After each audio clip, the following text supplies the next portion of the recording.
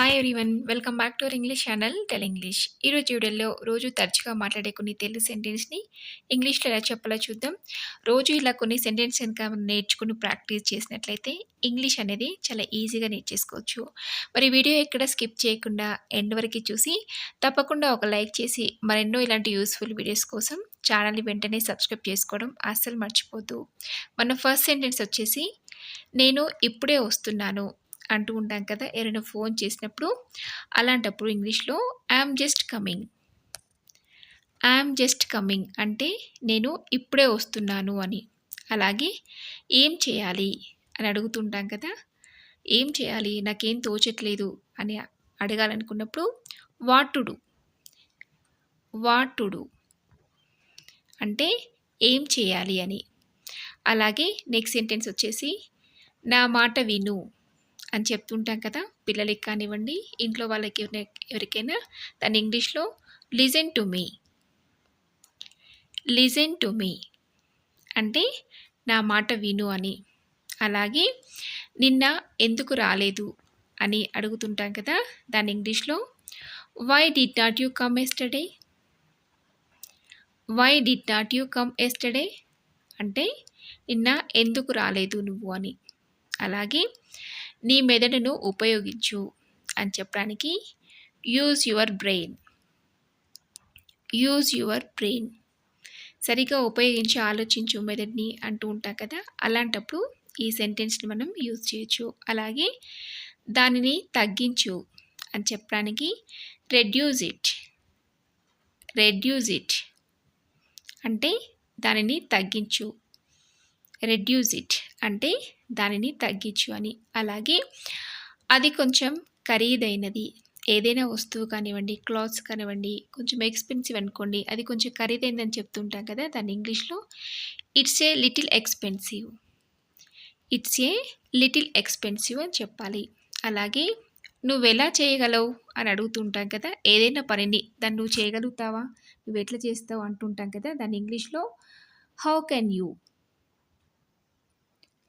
How can you అంటే నువ్వెలా చేయగలవు అని అడగాలన్నప్పుడు ఇలా యూజ్ చేయొచ్చు. అలాగే టీని వేడి చెయ్యి, చాయ్ని వేడి చెయ్యి అంటూ ఉంటాం కదా, దాన్ని ఇంగ్లీష్లో heat up the tea. Heat up the tea అంటే టీని వేడి చెయ్యి అని. అలాగే అదే మనసులో పెట్టుకోకు అని చెప్తుంటాం కదా, చాలా సందర్భంలో చెప్తూ ఉంటాం ఎవరికొకరికి. దాన్ని ఇంగ్లీష్లో don't take it to heart. Don't take it to heart అంటే అదేం మనసులో పెట్టుకోకు అని. అలాగే నేను ఇబ్బందుల్లో ఉన్నాను అంటూ ఉంటాం కదా, మనకి ఏదైనా సమస్య వచ్చినప్పుడు.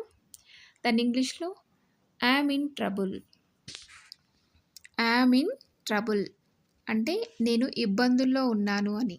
అలాగే నాకు మరో దారి లేదు అని చెప్తుంటాం కదా, ఇది తప్ప నాకు ఇంకేం చేయాలో అర్థం కావట్లేదు, వేరే దారి లేదు అని చెప్పడానికి I have no other alternative. I have no other alternative అని చెప్పాలి. అలాగే మీరు అక్కడ ఉన్నారా, మీరు పలానా ప్లేస్లో ఉన్నారా అని అడుగుతుంటాం కదా ఎవరినైనా, దాన్ని ఇంగ్లీష్లో are you there. Are you there అంటే మీరు అక్కడ ఉన్నారా అని. అలాగే ఎవరు రాలేదు అని చెప్పడానికి నోబడీ కేమ్. నోబడీ కేమ్ అంటే ఎవరు రాలేదు, ఇక్కడికి ఎవరు రాలేదు అని చెప్తుంటాం కదా, అలాంటప్పుడు దీన్ని యూజ్ చేయొచ్చు. అలాగే కరెంటు పోయింది అని చెప్తుంటాం కదా చాలా సందర్భంలో ఇంట్లో వాళ్ళతో లేదా పక్కింటి వాళ్ళతో. అలాంటప్పుడు the electricity has gone of.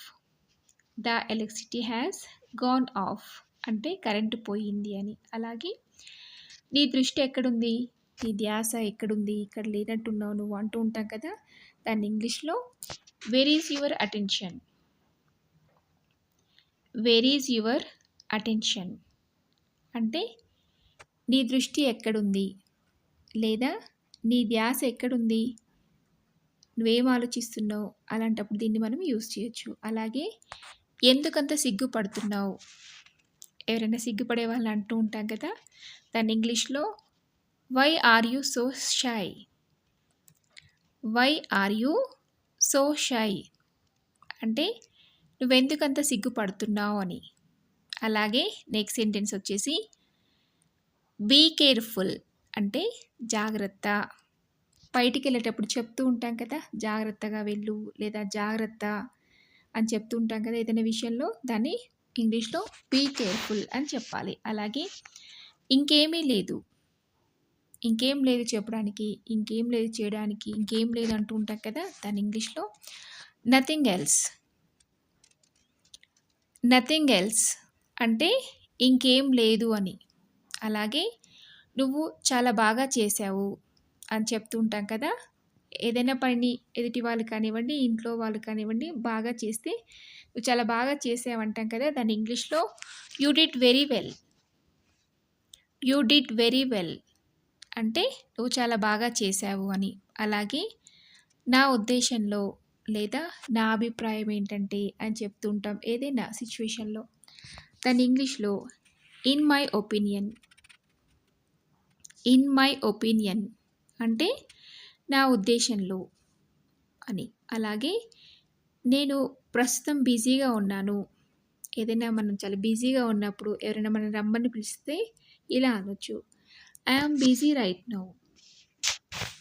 I am busy right now అంటే నేను ప్రస్తుతం చాలా బిజీగా ఉన్నాను అని. అలాగే నన్ను బయటికి వెళ్ళనివ్వండి అని చెప్పడానికి let me go outside.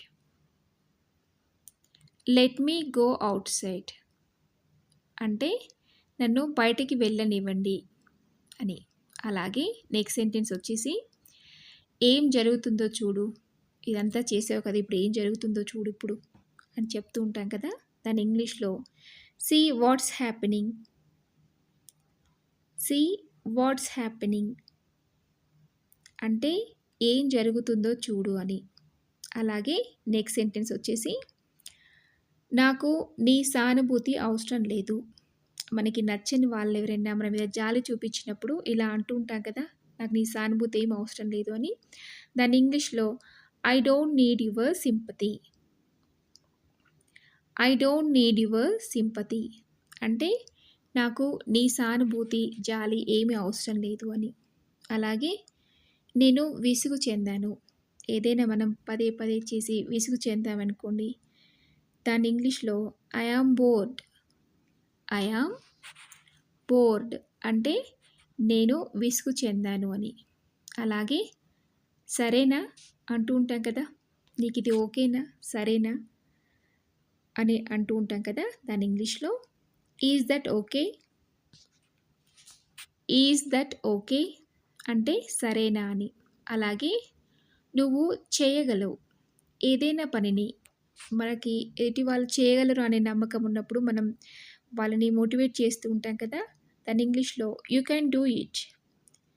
You can do it అంటే నువ్వు చేయగలవు అని. అలాగే నేను నిజం చెప్తున్నాను. నేను చెప్పేది నిజం, అబద్ధం కాదు అని చెప్పడానికి I am telling the truth. I am telling the truth అంటే నేను నిజం చెప్తున్నాను లేదా నేను చెప్పేది నిజం అని. అలాగే నెక్స్ట్ సెంటెన్స్ వచ్చేసి నువ్వు వెళ్ళాలి అని చెప్తూ ఉంటాం కదా! దాన్ని ఇంగ్లీష్‌లో you need to go. You need to go అంటే నువ్వు వెళ్ళాలి. కంపల్సరీ వెళ్ళాలి అన్నట్టు. అలాగే నీకు పిచ్చి పట్టిందా అని చాలా సందర్భంలో అంటూ ఉంటాం. మన ఫ్రెండ్స్‌ని కానివ్వండి, ఇంట్లో వాళ్ళని కానివ్వండి. దాన్ని ఇంగ్లీష్‌లో are you mad? Are you mad? అంటే నీకేమైనా పిచ్చి పట్టిందా అని. అలాగే తల దువ్వుకో అని చెప్పడానికి comb your hair. Comb your hair అంటే తల దువ్వుకో అని. కోంబ్ యువర్ హెయిర్ అంటే తల దువ్వుకో. అలాగే నెక్స్ట్ సెంటెన్స్ వచ్చేసి మీరే ఉంచుకోండి. మీ దగ్గరే ఉంచుకోండి అంటూ ఉంటాం కదా! ఏదైనా వస్తువుని. దాన్ని ఇంగ్లీష్‌లో keep it to your self. Keep it to your self అంటే మీరే ఉంచుకోండి అని. అలాగే దయచేసి ఒప్పుకోండి. మీరేదైనా అడిగారనుకోండి ఎదుటి వారిని, వాళ్ళు ఒప్పుకోవట్లేదు. మీరు అడుగుతూ ఉంటారు కదా! దయచేసి ఒప్పుకోండి అని. దాన్ని ఇంగ్లీష్‌లో ప్లీజ్ అగ్రీ. ప్లీజ్ అగ్రీ అంటే దయచేసి ఒప్పుకోండి అని. అలాగే దానిని తిరిగి అక్కడ పెట్టు. ఏదైనా వస్తువు పిల్లలు తీశారనుకోండి, మళ్ళీ అక్కడే పెట్టు అంటూ ఉంటాం కదా! దాన్ని ఇంగ్లీష్‌లో put it back. Put it back అంటే దాన్ని తిరిగి అక్కడే పెట్టు అని. అలాగే త్వరగా రా. త్వరగా రా, టైం అయితుంది వెళ్ళాలి అంటూ ఉంటాం కదా! దాన్ని ఇంగ్లీష్‌లో త్వరగా రా అని చెప్పడానికి కమ్ ఫాస్ట్. కమ్ ఫాస్ట్ అంటే త్వరగా రా అని. చూసారు కదా! ఈ సెంటెన్స్ అన్నీ కూడా మీకు చాలా యూజ్‌ఫుల్‌గా ఉంటాయనుకుంటున్నాను. మీరు కూడా నోట్ చేసుకొని ప్రాక్టీస్ చేస్తూ అవసరాన్ని బట్టి యూజ్ చేయండి. అలాగే ఈ వీడియో మీకు నచ్చితే తప్పకుండా ఒక లైక్ చేసి మీ ఫ్రెండ్స్‌కి, ఫ్యామిలీ మెంబర్స్‌కి షేర్ చేయండి. అలాగే మరెన్నో ఇలాంటి యూజ్‌ఫుల్ వీడియోస్ చూడాలనుకుంటే ఛానల్‌ని వెంటనే సబ్స్క్రైబ్ చేసుకొని పక్కనే ఉన్న బెల్ ఐకాన్‌ని క్లిక్ చేయండి. నెక్స్ట్ వీడియోలో మరొక కొన్ని యూజ్‌ఫుల్ సెంటెన్స్‌తో మీ ముందుంటాను. Thanks for watching.